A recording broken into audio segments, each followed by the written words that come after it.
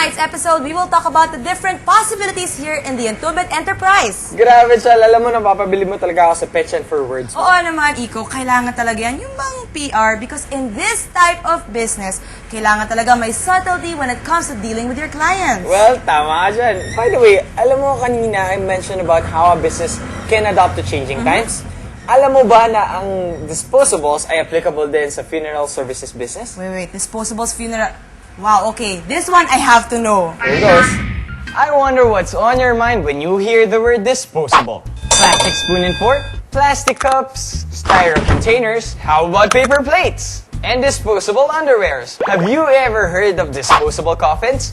Yes, you heard it right. Disposable coffins!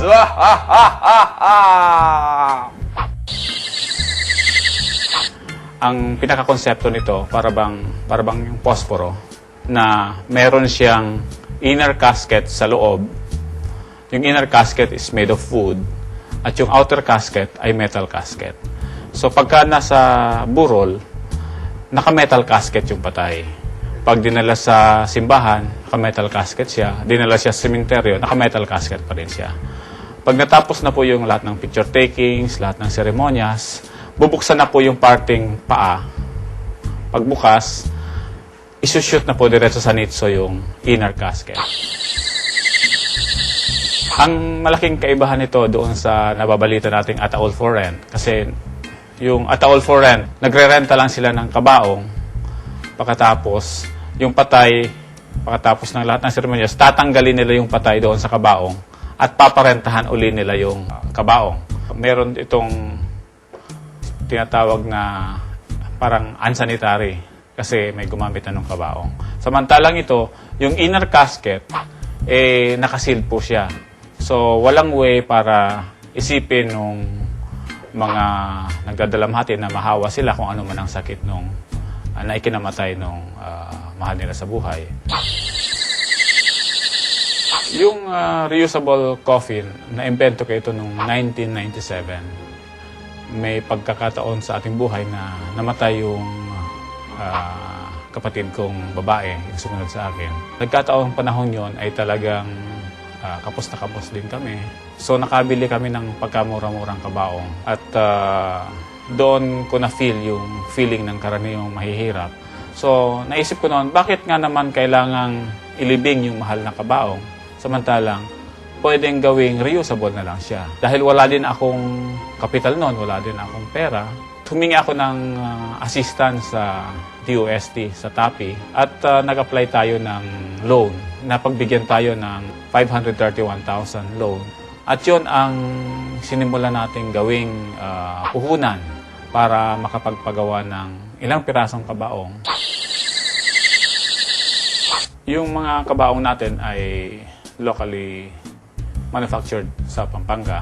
Yung material niya, sabi ko nga, is metal casket. Pero we design, we customize design, depende sa gusto nung namatayan. Halimbawa, may pagkakataon na, may mga tao na kahit buhay pa man siya, gusto niyang makapag-design na nung gagamitin niyang kabaong, ay pwede natin i-customize siya. Katulad ng nakikita ninyo, hindi na siya normal na dating pintura lang, kundi naka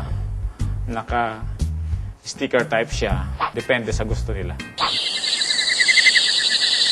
Sa ngayon, ang malaking segment na natatarget ng concept na to ay yung middle income and lower income groups. Pinakamalaking target market ng reusable na coffin is yung pong nauuso ngayong cremation. Sa ngayon, ang pinaka-standard is metal casket siya, yung outer casket. Yung inner casket is wooden casket. So, sa ganong sistema, 5 days na burol, 25,000. So, yung iba, gusto nila yung panloob ay instead na wooden casket, metal casket pa rin. Price range nila mga 35,000.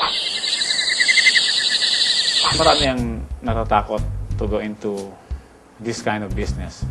Kasi nga, kabaong, patay, parang morbid or parang multo, parang ina-associate natin sa ganon. Ganon din ang unang feeling ko noon, pati yung misis ko, lalo na, sabi niya sa akin, magnegosyo ka na lang kahit ano, wag lang yan. Pero dahil nga sa walang ibang way na ma-commercialize ko ito dahil ito ay invention ko. Kaya I have to go into this business. Nung narito na tayo sa ganitong negosyo, sanayan lang po.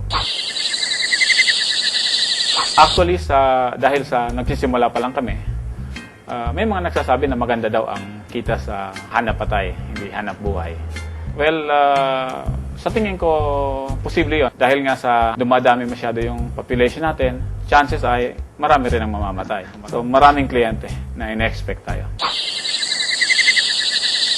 Yung mga interesado sa ganitong klaseng negosyo, dahil nga sa meron tayong patent dito, hindi naman karakaraka ay pwedeng kopyahin because we have the monopoly for this business for 20 years. But it does not prevent na makapag-avail ng parang under license or franchise. Pinag-aaralan ng abogado namin ngayon kung paano ito i-maximize para mapakinabangan hindi lamang dito, kundi sa ibang lugar din. Sabi nga, mahirap yung maghanap buhay ngayon, kaya susubukan naman natin maghanap patay.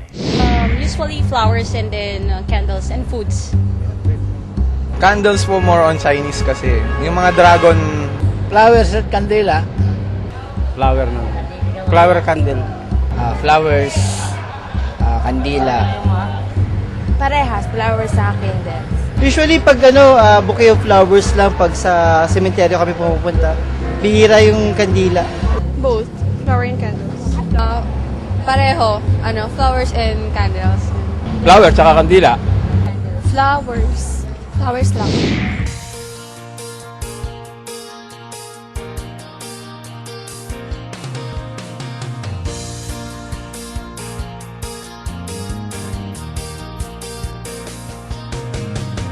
Ay kaya, Pinoy kasi tayo may tiwala sa ating sarili. Galing sa Diyos, lakas at talento, wakiyang Pinoy kapag nagnegosyo. Magnegosyo, go negosyo, iba ang Pinoy, iba tayo. Magnegosyo, go negosyo, masipag at masikap, may tiwala sa bayan. Negosyo ang pag-asa sa kinabukasan. Magnegosyo, go negosyo.